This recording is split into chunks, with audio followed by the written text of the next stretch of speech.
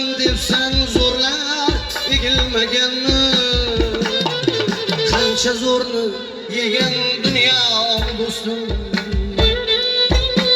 Zorlarını yutken dünya bu dostum.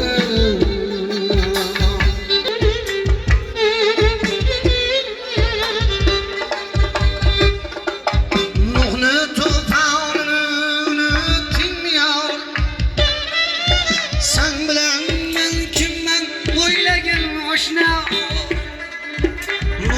tufanını unutmuyor.